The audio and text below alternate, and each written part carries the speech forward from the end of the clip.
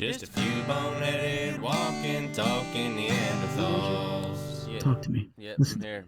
I'm You here, close and to I the hit the microphone record still? button When did you hit the record button? just Like now. a while ago? Just now. Just now?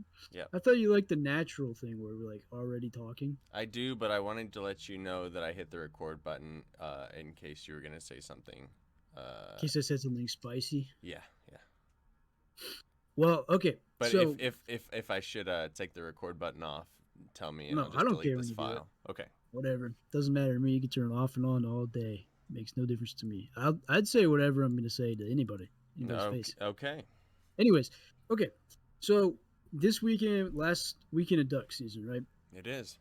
And the Jandries came down. Well, Dan and Monica, where Thomas couldn't, I guess, because he had to work or something. So we were kind of gonna do like a bash at the house. We did a shrimp boil and everything.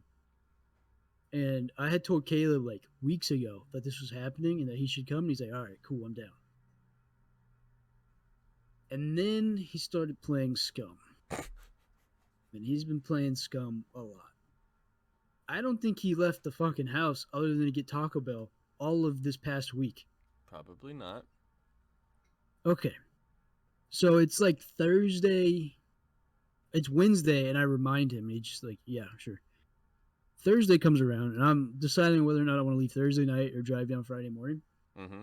And I remind Caleb it's happening. I'm like, Caleb, do you still want to go? And now at this point, I hadn't realized it, but Caleb had been awake for almost 24 hours. He said he had started playing, or woke up and had started playing Scum at like 9 or 10 o'clock at night. Mm-hmm. And I'm talking to him about leaving about like 7 o'clock because I was at work and I came home a little late.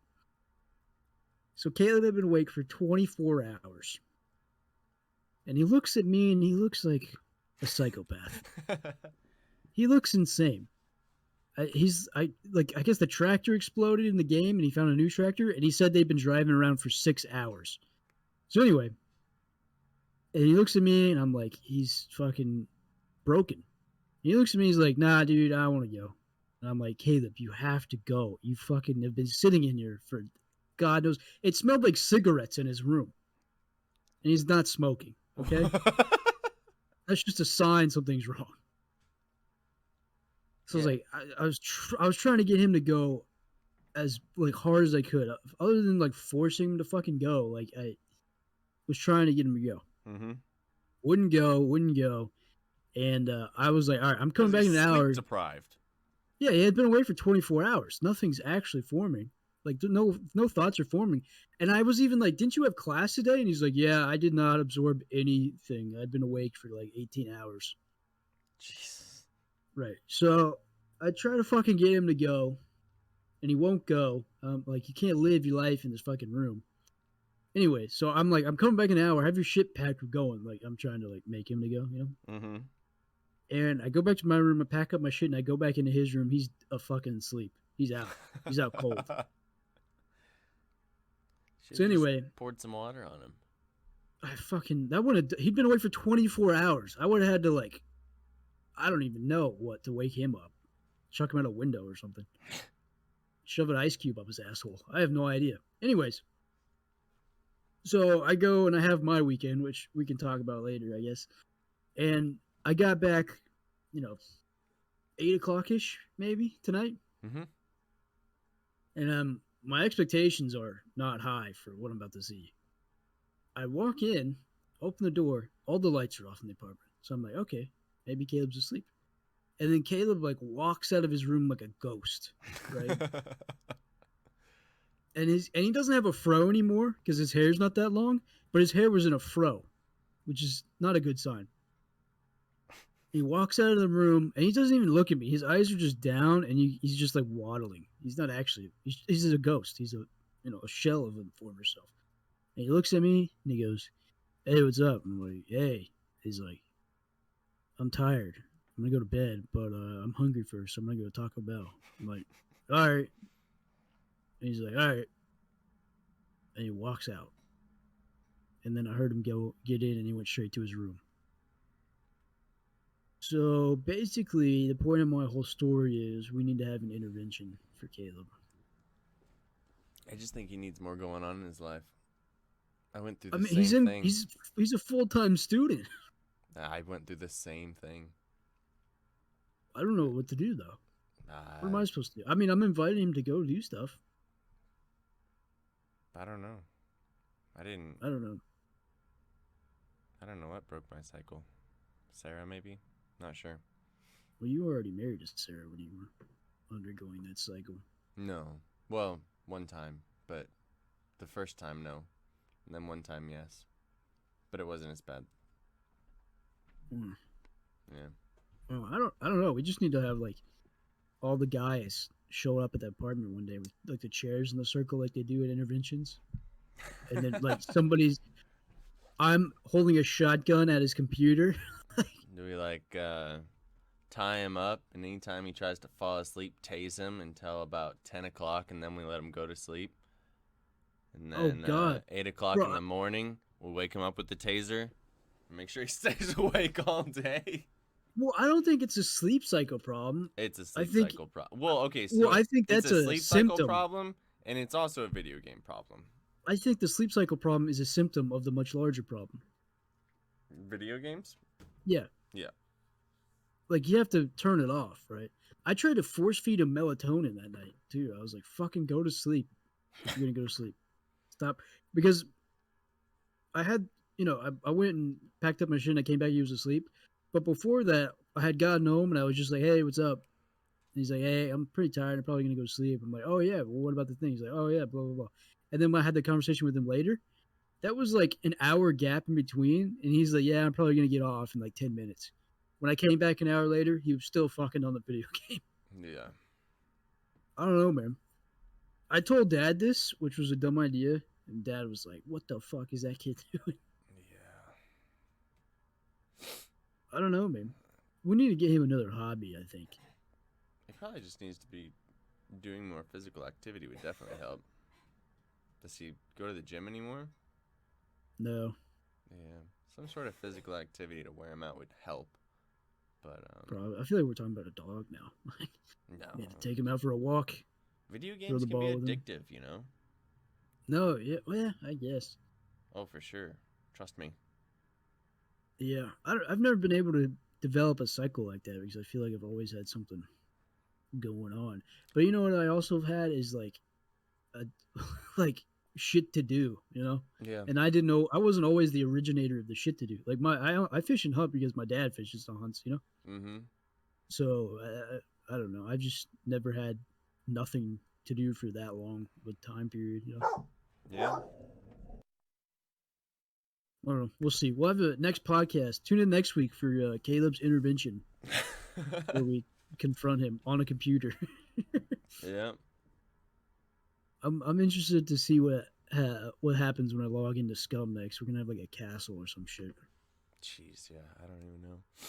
I better have my own dirt bike. I don't know. We have own car. Everybody should have an M4. That's right. Yeah. But, I don't know, man. You gotta find yeah. something to do. We can't get into hunting and fishing, so I don't know what else to. I mean, you could try. I've tried. But, well, I mean, like a more. I think he needs a more physically strenuous hunting or fishing. Well, okay. This opens up a broader topic of conversation, I think, which is how do you get people that have never hunted and fished to go hunting and fishing with you? I think they have to have like a kind of an interest first.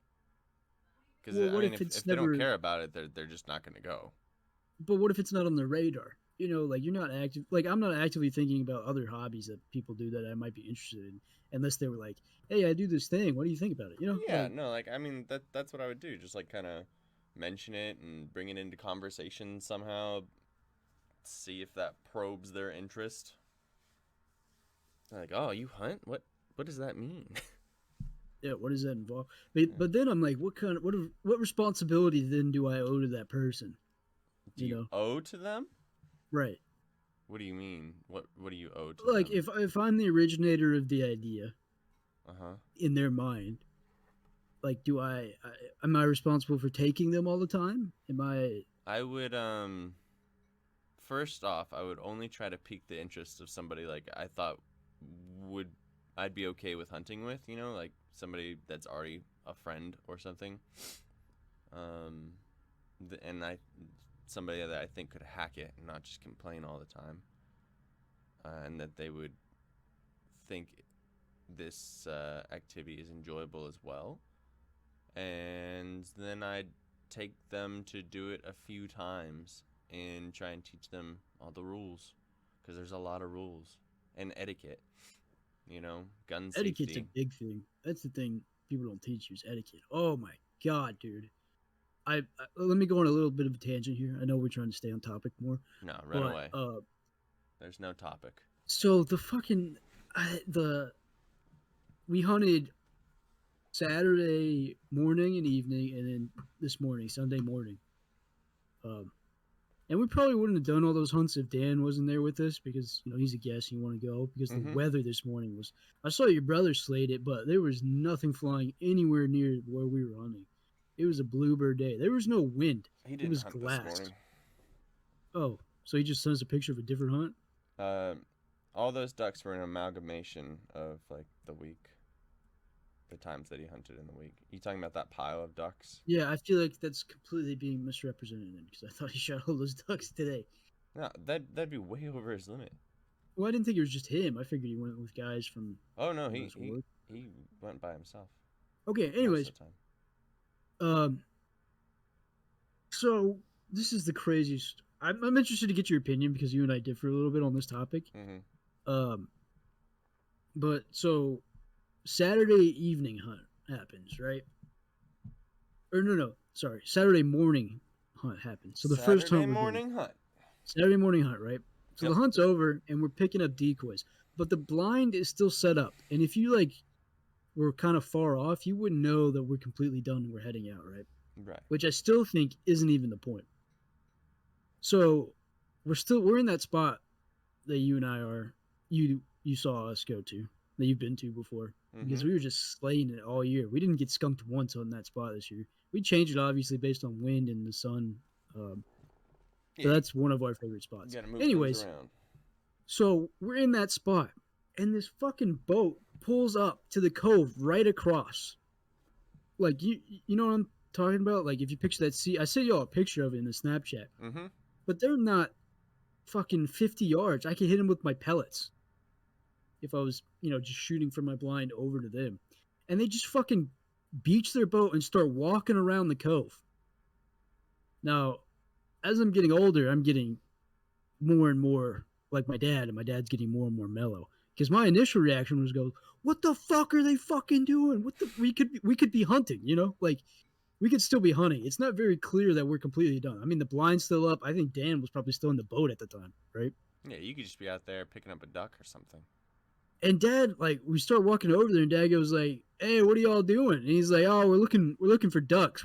He says we were hunting out in the middle of the Laguna and didn't shoot anything. We didn't see or shoot anything." And they're like typical fucking losers. They've got that $60,000 boat that's white, and there's three adults and two kids, right? Mm-hmm. And they just start walking around the cove, and now my I'm getting a little itch, I'm getting a little what the fuck are they? Twitching your lip. Yeah, they're like, "How'd y'all do?" And Dad goes, "Oh no, we didn't shoot anything," right? Mm-hmm.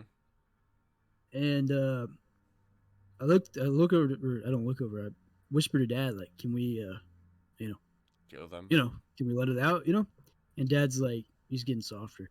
He said, "No, there's two kids with them. I don't want to do anything real bad." Because what I didn't mention was, as they were pulling up, my dad was like, "What the fuck?" And he stuck out both of his middle fingers, and he goes, "Fuck off," which they obviously didn't hear. So anyway, we pick up, and the whole time I'm eyeing these guys, because they're just walking up and down the beach of that thing with their boat. And then the three of them are standing there, just standing there talking. And I don't like any of this. This is not boding well. So we pick up our stuff and we leave, and they're still there when we leave. So evening time comes around. We're heading back out for the evening hunt, right? Mm-hmm. So down the beach a little ways, as we're pulling up to the spot, is that guy in this boat. But he's out in the water. He hasn't moored up to the beach yet, right? And we're not planning to hunt that specific spot. We're just passing it on the way to the spot we're going to. Mm-hmm. And I shit you not, we pass him and he's just sitting there. We pass him, he starts following us. He's looking for spots, man. Following us. Then, when we pass the spot we were at, he stops. Gets out. And sets up this fucking, like, pop-up line. Like a deer hunting pop-up line. On the beach where he was walking around. Which is basically our spot. And they fucking park their boat at the end of the beach and walk up and they're hunting our spot. That with might their not pop, be their legal. their stupid ass. It's not legal. It's what they were hunting was not above me and high tide. So anyway, they're hunting our spot, and I'm like, I can't fucking believe these bozos. They first of all can't find shit because they were hunting in the middle of the Laguna. Mm-hmm. Then they take their $60,000 boat and all their dumbass friends and their dumbass kids. Obviously, I'm upset.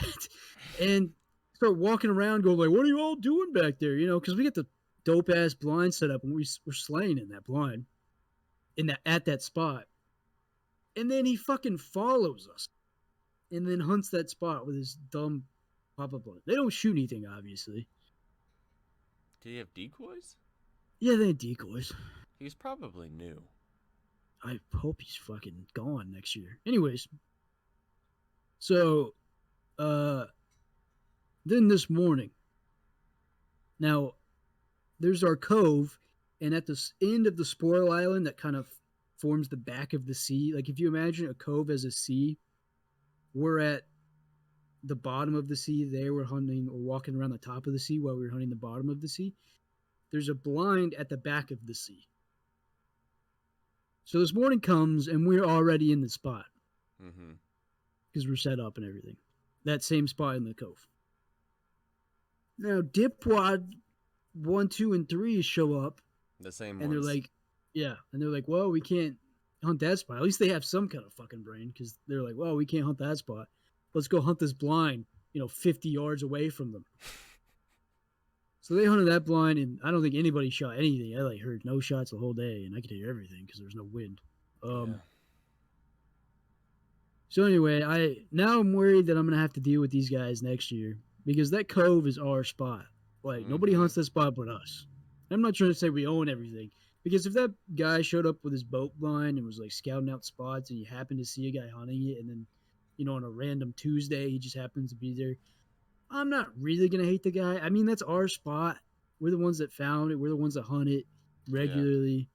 And you also found it through immoral means, in my opinion, by just fucking pulling up to a guy hunting and then going like, "Hey, what'd you guys do?" Yeah, you don't ever go, boating around and you see somebody hunting a spot and be like, "Oh, maybe we should hunt there next weekend." No, that's somebody else's. They found that. Leave it alone. To go as far as to pull up why they could, there's no way in hell that guy knew we were done hunting, because everything was still set up basically. Yeah. So to pull up on a guy that could be and looks like and probably is hunting, and then go, hey, how's this spot? It blows my mind. Blows my mind. And then that night, not even waiting any time, that night, to follow us to the spot and then hunt it. How did they follow you there? Did they just They were just waiting in Nighthawk. So we have two different ways of getting into Nighthawk. Yeah. They were just waiting at one of the common ways to get into Nighthawk, and I'm sure they recognized the boat. We're like the only people with that kind of setup, Yeah. Everyone else has got those 20-foot fat cats that they spend $90,000 on. So he probably recognized the boat because he was just sitting there waiting. He was just floating there. He could have been fishing. And then as soon as we pass by, he starts following us. I've never passed up your spot. I mean, we didn't want to hunt. Hunted open water. Honestly, we should have hunted that spot so that guy couldn't. Honestly, Dad was like, in 20 years of hunting here, I've never seen anybody do some dumb shit like that. Yeah. It was crazy, man. And then this weekend in general was crazy because it was, it's last weekend, so every Googan and fucking Googan's cousin and Googan's mom is out there. Mm-hmm. I mean, I was talking to your brother. Actually, we might have been talking to the group chat. I don't know if you saw it, but yeah, you were.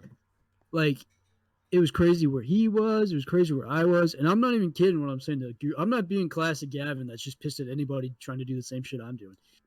The Googans were out. Exhibit A is that guy and his dipshit friends. Like when they were standing there in a circle just talking to each other while the kids were running around on the island, every fiber of my being wanted to walk over there and smack one in the head with a brick. So I was like, you're going to let your dumbass kids, like, this is the example you're giving these kids, that it's okay to do this. Yeah. And I mean, I could see the guys wearing their fucking Ray-Bans. One guy wasn't even wearing camo. He just had a brown sweatshirt. He's got the $60,000 boat, fucking pulling up on us, like having his kids run around our spot. I mean, it was so. And then this morning when we were leaving, we saw trash on the island.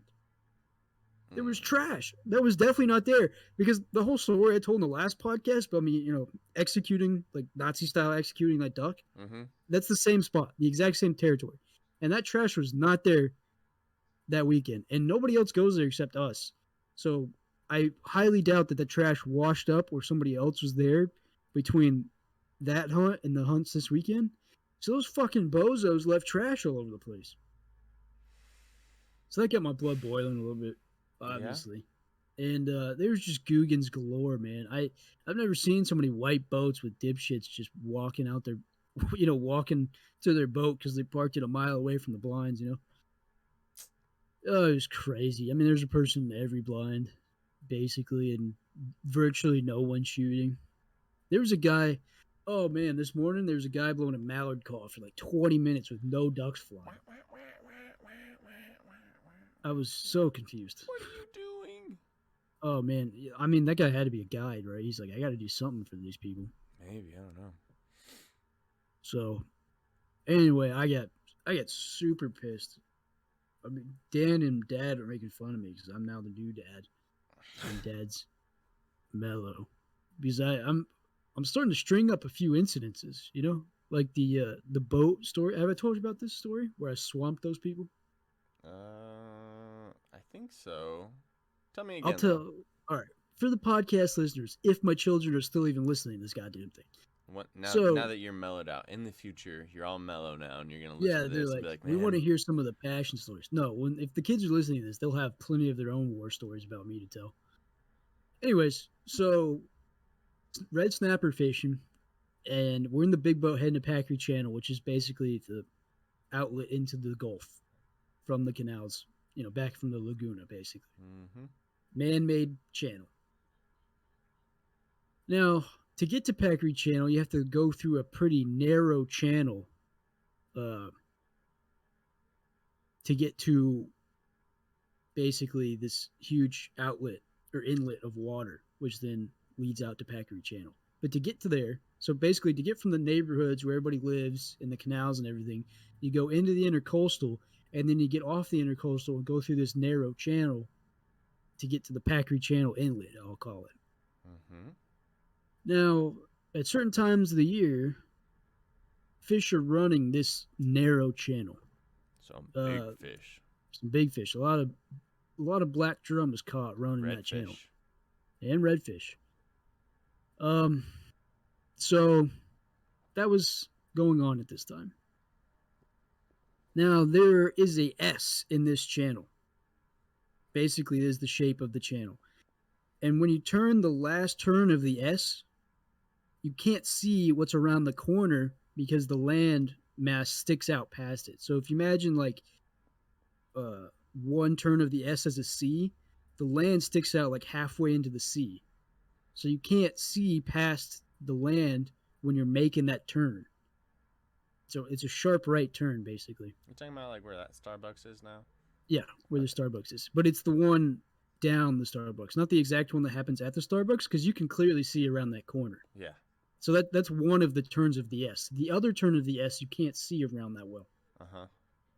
And this is not a no-wake zone. There's two no-wake zones that cap this channel. One is the bridge, and then the other is a neighborhood. Yep. But in between it's not a no-wake channel. You can go as fast as you want, and plenty of people do. Now, we're in a big boat with an outboard motor. Throws up a pretty good wake. So, heading down, and I'm driving, heading down the channel, make the last turn.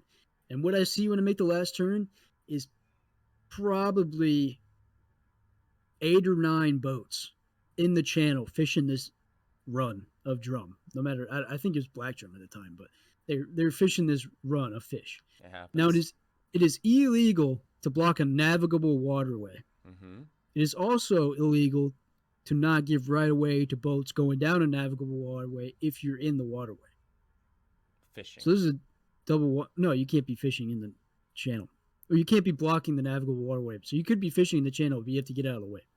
Right. You can't be like in the center of it, causing boats to not go You can't through. be doing any of that. So by law, I could floor it into that fucking. I could just floor it through that channel because that is not a no wake zone. That's a navigable channel. Nobody can be blocking it, and it's not my responsibility what you're doing on the periphery of a channel.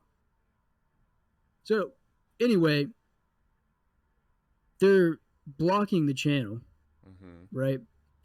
And I am fairly certain, if my memory is correct, that 100% of those boats were guides. I could see the guide stickers. I could see the guide looks. I could see the people that looked like they had no fucking clue what they were doing on a boat with somebody else rigging their line. And I hate guides in general. And they're all fucking blocking the waterway. So I'm pissed. Now some of them start, and now I slow down because I don't want to kill anybody. I'm not insane. And they start getting out of the way, but they're doing it super fucking slow. And most of them are drifting out of the way. They're not even, putting their motor on. They're just, the natural current is pushing them out of the way. But I haven't slowed down completely. I'm still going. So people are throwing up their arms at me and shit. And I'm like, this is a navigable waterway. You can't be blocking this. For this fat 300-pound lady you got fishing here. So this one guy won't get out of the way. He's just in the fucking channel. He is horizontal in the channel. He's tangential to the channel. He's not parallel with it blocking. He is sideways. He's like a fucking gate I have to get through. Getting the channel. Right. And this is a tight channel. Like our boat is fairly wide, but if I had a sport fishing boat, that could be the only boat in the channel. That's the only thing allowed in the channel at that time because it's how small this channel is. So passing, and this guy's taking his sweet ass time. And I'm so pissed that these fucking guides think they can just block the channel and start complaining about me trying to get through the channel. And this is red snapper season, by the way. Prime red snapper season. Just because these fucking bozos paid $1,000 a hunt or to fish a channel that I could walk to from my house doesn't mean it's my fucking responsibility. So anyway. And you're not the first boat to come through there. Oh no, I mean maybe the first boat to go offshore because all these fucking people are trying to hunt this run. Anyways, no, so it's like snapper season. Everybody's going offshore. Yeah, I think it was a little later in the day though, if I remember correctly. It wasn't morning. Anyway, so all these guys are blocking. These are all $80,000 boats. Huge center console towers. They're all painted some dumb, freaking colors. And this guy has got a big, bushy black beard. He's got a Huck shirt on. He's got the Costas. He's got the hat. He's got the whole thing, man. He's rigging this line for this fat bitch, like, just sitting there. And he won't get out of the way. He finally gets out of the way. And at this point, I'm so pissed. I look at him, and as we're passing him, I fucking gun the boat. I gun it as hard as I can. Now, this is an outboard boat. If you don't know what that means, Google it, and then Google, like, wake of an outboard boat. I don't know what it means. Or not an outboard. I keep saying outboard. This is an inboard, not an outboard. This is an inboard boat. So that means it's not an outboard motor that's attached separate from the boat. It's integrated into the boat. However, it's not just a shaft with a prop on it. It's the whole lower assembly, basically, of an outboard motor attached to the boat. Inside of the boat. Right. Like our motor is mounted in the center of the boat, and then a drive shaft shoots out and then attaches to the in-drive. The outboard. Outboard with quotation marks. Anyways, so this kind of boat throws up a massive wake. Like, these are the boats people get for, like, water stuff. Yeah. We just happen to have one that was made for fishing. So this thing throws up a massive wave, and I gunned it. So the wake this boat throws up after I gun it is like a tsunami. especially for these inshore boats. You know, these flat bottom inshore boats. Flat Like, bottom, inch above the water. yeah, they can't handle any kind of chop. So I gun it, and I look back, and those people are having the ride of their lifetime. That fat lady is going like, whoa, like fucking whoa, like praising the guides, like what the fuck, you know. And the boats are like bam, bam, bam, bam, bam, smacking the water. Mm-hmm. Um.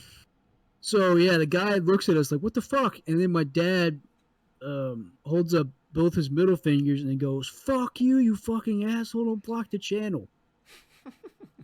And then he immediately looks to me and goes, "Don't you ever fucking do that again." And what's funny is, we were basically at the end of the channel when I was passing this guy, so I only got to floor it for like 15 seconds before I hit the no wake zone and I had to stop again. Yeah. So I was like, and then stop. And then when we stopped, my dad was like, "I swear to God, you ever fucking do that again, I'll break your nose." That was worth it, though. But oh, the satisfaction, the grin that went across my face when I saw that guide going like, "What the fuck is happening?" His $60,000 boat was slapping the water. Oh man, it made me so happy because they're such entitled pricks. Anyways, so this is just another example of my record, my rap sheet that's starting to build of these incidences. But yeah, those guys this weekend just sent me over the edge. Luckily, Dad kind of took care of it without causing a scene, and Dan was there, so you can't go full ape in front of a guest, you know. Yeah. I can't go full ape shit in front of Dan, especially since Dan's such a nice guy. Because Dan was just like, "Oh, I wonder what they're doing," you know, that kind of thing. Meanwhile, in my mind, I'm like, "Can I get away with murder? Could I kill you? If I bury this guy here, will anyone ever find him?" So, anyway, that was my weekend adventures. What about you? My weekend adventures, I went woodcock hunting in East Texas. That on sounds the Davy Crockett National Forest and the Sam Houston National Forest. A lot of forest. And I haven't spent much time in East Texas, but they're like legitimate pine forests. Like huge, Yeah, like huge trees. Texas just encompasses so many biomes. Yeah, it's incredible. But yeah, went woodcock hunting. Didn't shoot anything on Friday. I got there on Friday evening. I didn't shoot Were anything that day. you just by yourself, or did somebody invite you? No, so it's me, my dad, Jim Wright, and Dave Allen and their two wives. And then Okay. I brought Nez, who is a little Brittany. And then Dave Allen has two French Brittany's, and my dad brought Live and Sage, but they didn't hunt much because Sage is super old and lives gun shy, but working on it. So they didn't get out much. But Nez yesterday ran the whole day, hard, and when she got back, she crawled up inside her dog bed and laid down, and I brought out her food to feed her, and she was getting up, and as she was getting up, she was so stiff and sore that she was like whining, Mm-hmm. So that was interesting. She's never run that much before. And then today we went out for the morning hunt, and I shot 2 woodcock. And mind you, before that I had only seen one that Nez had pointed, and then today we saw like 10. My dad's counterpart for that part of Texas helped us out a little bit, and he had a lab that instead of pointing him would just kind of bump him, so it made for like what is already fast-paced shooting into really fast-paced shooting, so you had to just be on it. But yeah, it was super cool. Never shot a woodcock before, but now I have. Yeah, I just looked up a picture because I had no idea what that is. They're like a weird looking snipe kind of. Yeah. So like, you guys cook them there, or did you just take the meat home? Or no, what? I have my 2, and then also Jeff, my dad's counterpart, gave me his 2. Cool, so, man. Yeah, I'm not sure what I'm gonna do with them yet, but I'm gonna eat them for sure. Don't know what I'm gonna make out of them. But yeah, pretty cool, pretty enjoyable. Yeah, I want to. That's a type of hunting that I haven't really gotten a lot of exposure to. Oh, Is kind of upland game hunting. You know, so like this was not any kind of typical upland game hunting. This is, I don't even know if it's considered upland game hunting. Um, it's hard, like a lot of really hard, dense brush that you have to walk through. It is yeah, it is very difficult. My arms look like I got in a fight with a cat. I have like scratches on my face. It's really really difficult, and there's a lot of thorns, like dewberry and what is it? Dewberry and blackberries and I can't remember what it's called right now, but green something or another. Anyways, there's like 3 different vines that grow around there that just have cat claws on them, basically. It's very difficult though, because I'd take that hunt any day over a flooded fucking swamp again. I As long don't as those know, have man. mosquitoes, I'd be fine. I walked miles and miles and miles Like, in okay, hard here's the deal. stuff. I'm okay with walking miles as long as 2 things aren't happening. One, I'm not getting actively attacked by mosquitoes, Uh huh. and 2, we go at a normal pace, which is Yeah. not you like Cherokee pace, you fucking Native American. Okay, I'm talking about like fat, alcoholic Irish descent people. That Uh. pace. That's a stroll. Well, you might want a slower dog then. So you got to keep up with the dogs. You don't have them on collars. No, I had Nez on a collar. But what most dudes do is they run their dog with a bell on it because this brush is so thick. A lot of times you can't see your dog. Mm-hmm. So dudes will run a bell or like a GPS collar that will beep if that dog stands still. Um, and then Nez is also used to being able to range out pretty far because Amarillo, wide open spaces. And so she had to really work on reining it in so that I could see her, at least hear her walking around.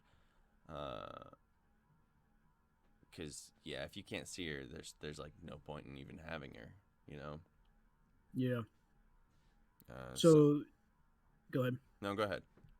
So it basically does it work like quail or dove? You walk up, It's your supposed dog to. points on a bush. I'm guessing they're in bushes.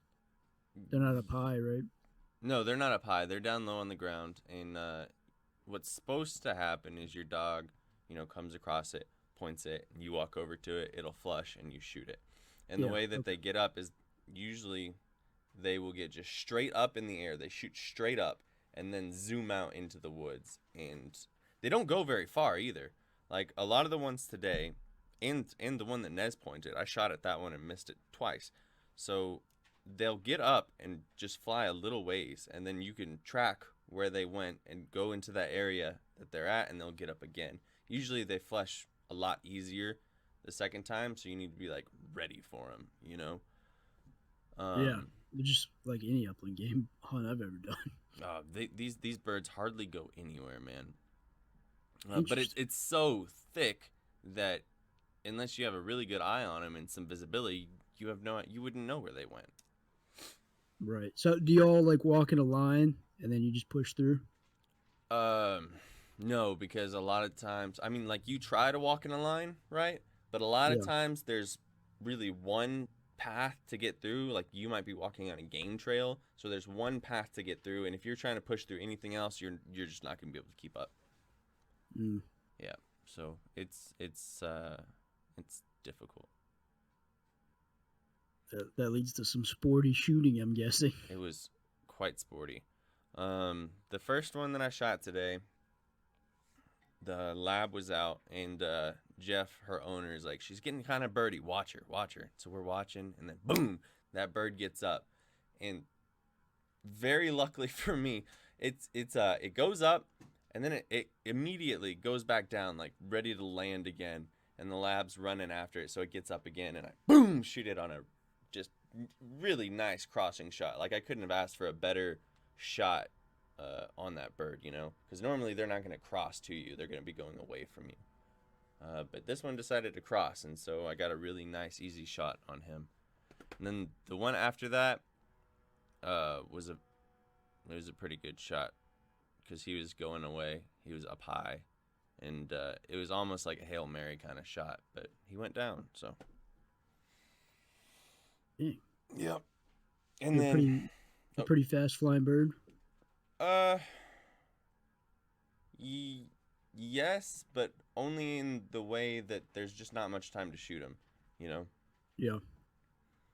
Like they're definitely fast enough. And this is like the kind of shooting where I put in my improved cylinder choke, you know? Yeah. Fancy. Not really. But no, it's not. Just looking for a wider spread. That's because I'm a Neanderthal and only use the fucking modified to shoot everything. Yeah, no. I think if I would have been using a modified today, I probably would have blown a bird's head off and then destroyed the second one. Right. If I hit it. So I want to get an over under or something for upland game. Everybody I hunted with was using a double barrel. I was the only person out there with any kind of quote unquote modern shotgun. It's almost just an aesthetic. It's like we're doing this, we might as well use this tool to do it. You know? No, it's definitely an aesthetic, and they're using 20 gauges, and there's double barrels of some sort, and so they're lighter too, which makes a big difference because like I could lug around that shotgun all day, fine, but it does start to get heavy. Right. Yeah. And also just the profile, like it's a duck gun, so it's long. You got a 28-inch barrel on that thing. It gets snagged on a lot of stuff, which easily maneuverable. No, which makes gun safety more difficult. There was several times where my barrel would catch something, and my dad's behind me or something, and my barrel is now sticking out towards my dad. So that was something. Punched you in the back of the head. No. I think I don't know what it is. I think I might just be like old enough. Like he would, the couple times it happened, he just took my barrel and put it up. But I think I'm like at an age where he's not like disciplining me on stuff like that. Yeah, I don't think they think any of our parents at this point think we're doing anything just because of negligence. No. Like back in the day, if I flashed my dad because I was just negligent, my gun fell over while I was doing something fucking stupid, he'd punch me in the face. But yeah, if my gun fell over, like I would be done hunting for the day. Right, but I think now it's just incidental. Like that could happen to anybody. Yeah, for sure. So yeah, my dad doesn't actually do anything about it nowadays, but I just thought it'd be funny. Just this picture of like accidentally flashing your dad, and your dad going, "What the fuck?" Bam! Especially my dad. Yeah, we could picture my dad doing bodily harm to his son, but your dad's a little harder to picture. Yeah, no. There's not. He would not go, "What the fuck, Jake?" Oh man. Oof. It wouldn't happen. I'd pay to see that though. Yeah, that'd be funny. Yeah, your dad's a lot more mellow. He's pretty mellow, yeah. But I was listening to Meat Eater. Speaking of gun safety, I was listening to a Meat Eater podcast today, and they were all talking about how they've all had or been around a negligent discharge. And I'm thinking to myself, like I've never been around somebody or myself done that. Like, have you? No. Have you like been around somebody that did that? Like, I don't know, they leaned their tree up against they leaned their gun up against a tree and it fell over and went off. Anything? No, I think everyone I hunt with is probably not a fucking idiot. Yeah, I don't know. I don't think I've ever negligently shot a gun, and I can't think of somebody that I remember my dad telling me a story. I don't remember exactly if this was somebody he knew or somebody just in the local town, but some guy had a gun rack on his bed, like on the back of his truck, and he forgot to unload his shotgun. I don't remember exactly what happened, but there was, a negligent discharge. It went off and it killed the guy. Oh man. But I can't remember if that was his friend or somebody he knew or something like that, but that's the only story I've ever heard of like a negligent discharge going off and being serious. Because I'm sure that shit happens, every once in a while, and nobody really says anything because it's not usually Yeah. a big deal. But I mean, I feel like it's always a big deal. It's definitely not as big of a deal as it hitting somebody. I just have a hard time. I mean, guns don't just go off, like they do in movies. Like, you don't just like No. drop your pistol and bam goes off. So the circumstances by which somebody would negligently discharge a firearms, I can't think of any time I'd be in a situation like that. Like, I don't think I've ever seen one at the gun range or anything like that. Yeah, I don't know, man.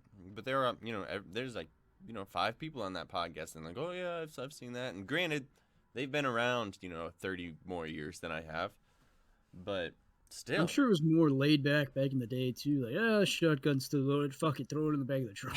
Yeah, maybe. I mean, I've done dumb shit where I've like left the safety on, but I mean, my gun was unloaded, chamber on or chamber open. Jesus, I You left the safety off. Left the safety off. Yeah, Excuse yeah. me. And but it was completely safe. The gun was never going to go off. Mm-hmm. It's just, I don't know, maybe the way I was raised, we were raised, like as soon as the gun enters my hand, I'm already going through all the checks. Yeah. Like, even if I 100% know, I'm doing all the checks. Yeah, I'm checking. Which I think is just, my dad handed me a gun and then like, what the fuck are you gonna do? He doesn't say what the fuck. I like to say my dad says what the fuck all the time. He's going, okay, I've handed you a weapon. What do you do now? And he did that, every day for my first, 10 years of hunting. So Yeah. there's no way that could ever happen to me, I think. Yeah. Unless maybe my gun fell over and then I accidentally activated the trigger, because your gun just doesn't fall over and shoot. But no. I don't know. I have heard of that happening, like it hitting the ground hard enough, or somehow the hammer comes down. But I feel like that's. I'm not sure. I feel like that's an excuse for something. I just don't know. Never had it happen to drop me. the gun. And then then off by itself. Yeah. Bad stuff. I mean, if you have experience with firearms, I don't know how you. I mean, a gun, an unloaded gun can't go off, like. It definitely shouldn't. If it goes off, it's not unloaded. If it goes off, that's the Lord doing work. Yeah, it was meant to be. It was meant to go off. He's like, I know you unloaded this gun, but I need that guy to be dead. So bam. Yeah. Dead. I think at that point it's probably just lightning and not your gun. Yeah, like some completely unrelated incident happens, and he's like, that guy got shot. Accidental discharge. I saw it. He's like, no, he had a heart attack. He went into cardiac arrest over there. He's like, nope, I saw it. Negligent discharge. The gun's bolt was open. He was shooting a crossbow. I don't. Could you imagine a negligent discharge of a crossbow? Oh. Just drop your crossbow, bam. I could see that happening. Oh, I could. That's why this is the example. Like a compound bow negligent discharge. Yeah, He's just walking around with it at full draw. Oh man, what a beautiful day! Wow, bam! Oh no! Ah! It went off. I'm sorry, ma'am. I didn't mean to shoot it. I didn't mean to kill your dog. Your dog. Sorry about your dog. I'll tell you that is a big worry of mine. Like shooting your dog. Shoot my dog or somebody shooting my dog. Just especially like with the fast-paced shooting I was doing today, like I can see how it would be easy to accidentally shoot in a direction and not think about it.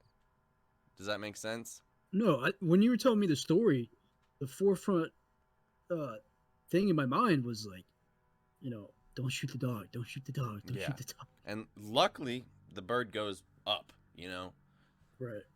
So it's just not gonna happen probably, but I can definitely see how it would happen.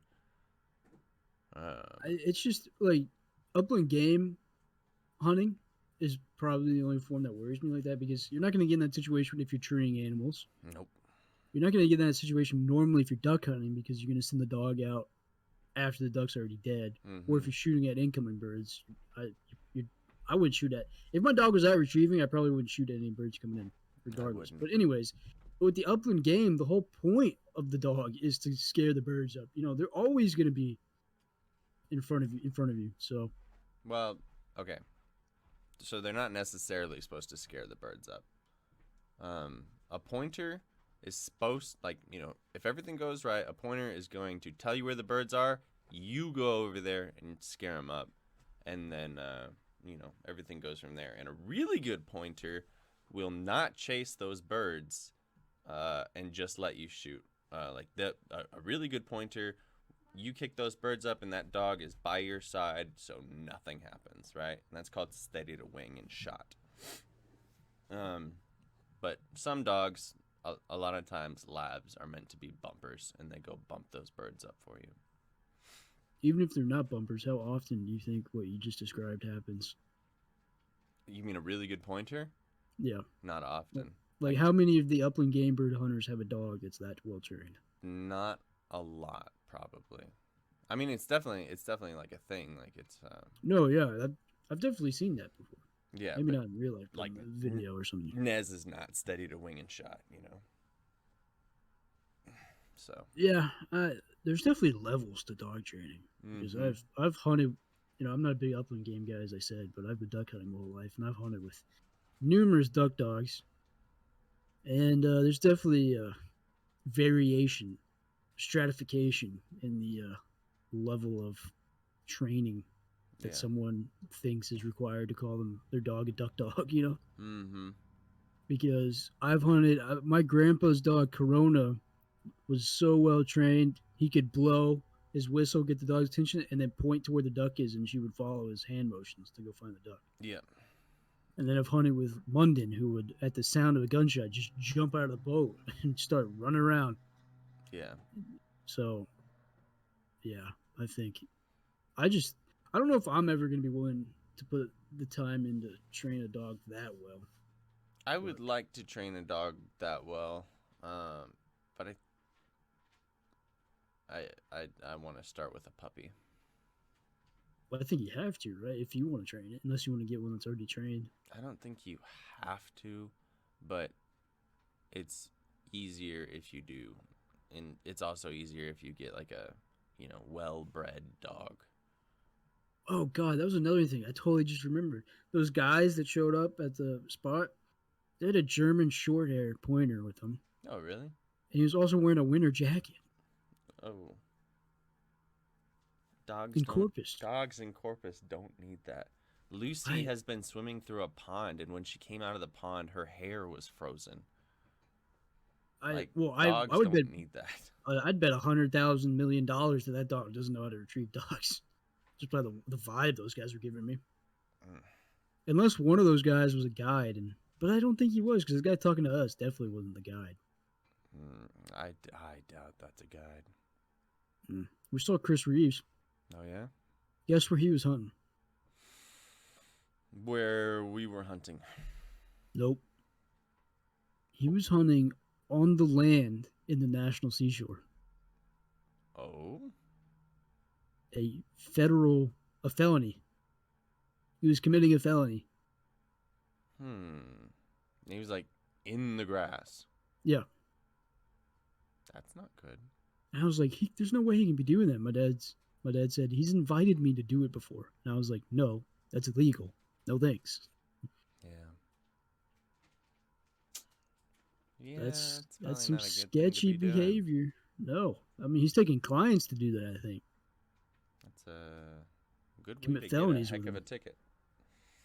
Or some jail time. The new director of the National Seashore is super pro-animal, like the liberal pro-animal. Oh, no.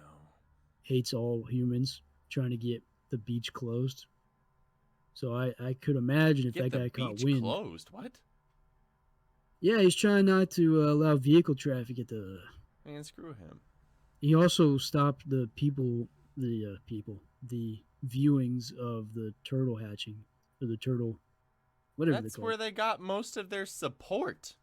I know he fired so I guess one lady was pretty famous for doing the events where everybody comes out early in the morning and watches the turtles and shoos away seagulls and stuff. Right. Apparently they fired her and have stopped doing those events. Oh my gosh. because that guy's, I think he's from Chicago or some shit. But I Dad will was say telling this. me, he's super anti people, loves the Um, environment.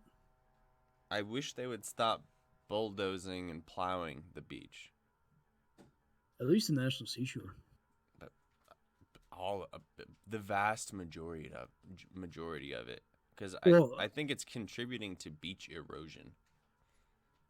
yes, but here's the thing, and Dad has kind of opened my eyes to this a little bit. But if you want, you have to appease some people, because if you control all of it, then nobody's going to be interested in protecting it. You know what I mean? Like, Like I know what you you mean. have to plow the beaches so people can come enjoy the beach for people to care about the beach. Yeah, but I mean like Clayburgh County. Like I don't want them to be plowing through Clayburgh County. You know, like sure there's some spots that are tourist spots, and I guess that's okay. But I think it's bad for the beach. I think it's Oh, really I bad don't for the think it's beach. bad for the beach. It is bad for the beach. Yeah. So You know it's bad for the beach when they keep bringing in sand from other places. are they doing that? Yeah, I think so. Oh my gosh. But it's weird. Like every year I come down, it looks like the beach is getting smaller, and I don't know if it's in my head or what, but it looks like there's just less area from the water to the dunes. Well, I don't know if you've been down there lately, but they've been plowing the shit out of it, or they've been bringing in a lot of sand. I'm not 100% sure, but the beach is pretty wide. It Is also it? depends on the climate, what Yeah. time of the year it is, Yeah. because it's I mean the beach is so touristy now. Lately, Corpus is just a tourist destination. It always So, has been. but all of that Bob Hall Pier stuff is gone now, so it's just beach all the way down, up and down, Mm-hmm. and midsummer, like not on 4th of July or any special holiday, all the way up and down, cars Yeah. stacked, maybe even 2 layers of cars, Yeah.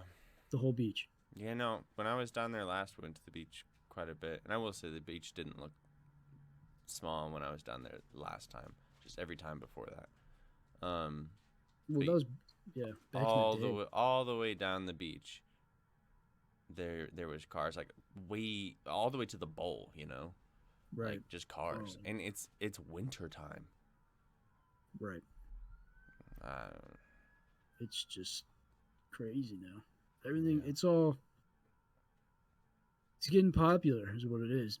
Popular means ruined in some aspects. We might actually get some like good food or something out of this. I don't know. But at least the beach is getting a lot of funding. Yeah, see, that's what I'm telling you though. Like that, you got to leave some of it accessible. Yeah, I think you should leave some of it mostly inaccessible too for the Well, locals. that's still accessible in quotation marks, because For the locals. if you got a Jeep or something, you can get back there. Yeah, but you know what I mean. It severely limits a lot of people. Oh man, I spent a whole day at the beach this past summer, sitting at this spot where the sand got real soft, Mm-hmm. because I noticed a couple of people get stuck there while I was just hanging out. So I was like, what if I just sit here? So I got up on the dunes, got a chair, got a drink, got an umbrella, and I sat there the whole day watching people get stuck. It was the best. That's I, awesome. I thought about getting a megaphone and start calling them out like, "Oh, here comes the gray Honda Civic. Will she make it? No, That's a she good is way to get stuck." punched in the face. Oh, they can't. They have to get to me first. They're stuck in the sand down there. This guy in this Jeep was pulling him out too, and he was jacking up his Jeep, man. Oh, really? Just jacking it up. Yeah, I mean, he's driving a 6-cylinder Jeep. That thing's not made for towing. Oh, man, I pulled so many people out of my Tacoma. It was Well, awesome. at least that's a truck. I Ah, don't even know if he was tying the. But like just when you pulling somebody out and it like jerks and you're like going back and forth and go go go go go. You can mm-hmm. just tell, man. And his motor did not sound that, running smooth Mm, factory sound after all those people pulling all those people out. yeah. So it was quite entertaining. I might I might sit up there next year with like a microphone and a speaker and do it like a sportscaster announce. That's what you And should do. in You next should... is the blue Accord. Will she make it through the sand? Oh, she's following the truck's rut. Smart move. You should record that and post it on YouTube. That would be good. That would that'd be be funny. awesome. My mom was dying laughing. That would be awesome. I actually started something because I got up on the dunes and just started, just goofing around like, oh, here comes the blood, blah, blah, right? Mm-hmm. And then all these people that were parked down below saw what I was doing, and they're like, so they all got up on the dunes. So there was like 10 people up on the dunes watching everybody go by. And I'm sure when people were pulling in, because it was right near an entrance, so people were constantly going in and out. Yeah. So I'm sure when people were turning that corner, they're like, what are all these people looking at? Oh, I'm stuck. Oh, no. No, you just made it worse because they're out looking at you instead of the soft sand in front of them, and they just. Oh, I saw one car get framed. It was awesome. Yeah. Did they just sit there just spinning their tires?